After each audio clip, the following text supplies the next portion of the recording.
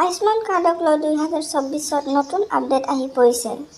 মুখ্যমন্ত্ৰী ডাঙৰীয়াই আয়ুষ্মান কাৰ্ডক লৈ কেইবাটাও নিয়ম সালসলনি কৰি দিছে।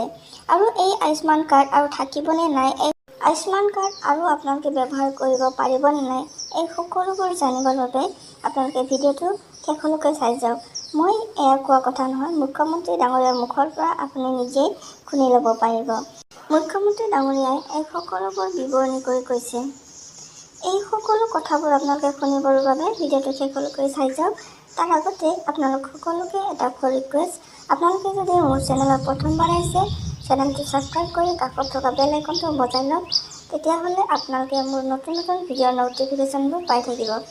আৰু ভিডিঅ'টো ভাল লাগিলে এটা লাইক আৰু শ্বেয়াৰ কৰিব নাপাহৰিব।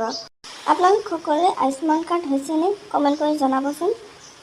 বলক তেতিয়াহ'লে মুখ্যমন্ত্ৰী ডাঙৰীয়াই আয়ুষ্মান কাৰ্ডৰ ওপৰত কি বিৱৰণী কৰি কৈছে আৰু নতুনকৈ আয়ুষ্মান কাৰ্ডৰ কি নতুন আপডেট আহিছে আপোনালোক সকলো। আজি এটা বিষয় উত্থাপন হৈছে যে আয়ুষ্মান ভাৰতৰ আমি প্ৰাইভেট নাৰ্ছিং হোমসমূহত আগতে যেনেকৈ সকলো কাম প্ৰাইভেট নাৰ্ছিং হোমত কৰা হৈছিলে, আমি এটা নিয়ম কৰিছোঁ যে আয়ুষ্মান ভাৰতৰ গুৰুতৰ অসুখবিলাক, যিবিলাক আমাৰ হাৰ্ট ট্ৰান্সপ্লাণ্ট, কিডনি ট্ৰান্সপ্লাণ্ট, সেইবিলাক আমি প্ৰাইভেট নাৰ্ছিং হোমতো কৰিম, চৰকাৰী হস্পিটেলত কৰিম। কিন্তু প্ৰসৱ, সৰু সৰু প্ৰচিডিউৰ আমি প্ৰাইভেট নাৰ্ছিং হোমবিলাকতো খুলি দিয়াৰ বাবে চৰকাৰী চিকিৎসালয়সমূহে বিভিন্ন ধৰণে ক্ষতিৰ সন্মুখীন হৈ আছিল।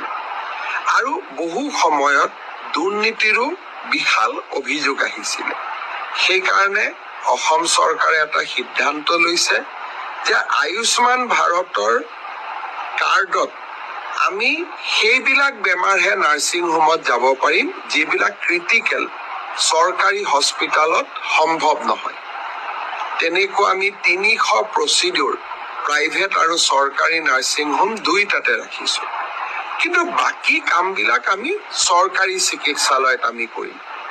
কেঞ্চাৰৰ চিকিৎসা বি বৰুৱা কেঞ্চাৰ হস্পিটেলত কৰিম, গুৱাহাটী মেডিকেলত কৰিম, টাটা আৰু আমাৰ মাজত স্থাপিত হোৱা চিকিৎসালয়বিলাকত কৰিম। কিন্তু প্ৰত্যেকটো পৰ্যায়তে যদি আমি প্ৰাইভেট নাৰ্ছিং হোমবিলাকত সৰু সৰু বেমাৰৰ চিকিৎসাৰ কাৰণেও যাওঁ, তেওঁলোকে বেমাৰটোৰ চিকিৎসাৰ কাৰণে আয়ুষ্মান ভাৰতৰ কাৰ্ডখন লয়, কিন্তু লগত আৰু বহুত অতিৰিক্ত টকাও লয়। চৰকাৰী হস্পিটেলত অন্ততঃ তেনে ঘটনা নহয়। চৰকাৰী চিকিৎসালয়সমূহ শক্তিশালী কৰাৰ বাবে লোৱা প্ৰচেষ্টাৰ অংশ হিচাপে আয়ুষ্মান ভাৰতৰ এতিয়াৰ পৰা সকলো প্ৰচিডিউৰ প্ৰাইভেট নাৰ্ছিং হোমত নাথাকিব, গুৰুতৰ অসুখবিলাকহে প্ৰাইভেট নাৰ্ছিং হোমত থাকিব।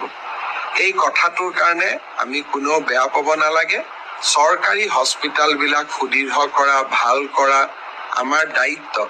আৰু যদি আমি চৰকাৰী হস্পিটেলবিলাক এৰি দিওঁ, সুদৃঢ় নকৰোঁ, আৰু প্ৰাইভেট হস্পিটেলক যদি আমি বছৰি 200, 300, 400 কোটি টকা চৰকাৰৰ পৰা দি থাকোঁ, তেতিয়াহ'লে এটা সময়ত আমাৰ চৰকাৰী চিকিৎসালয়বিলাক এক প্ৰকাৰ মৃত্যুমুখী হৈ পৰিব।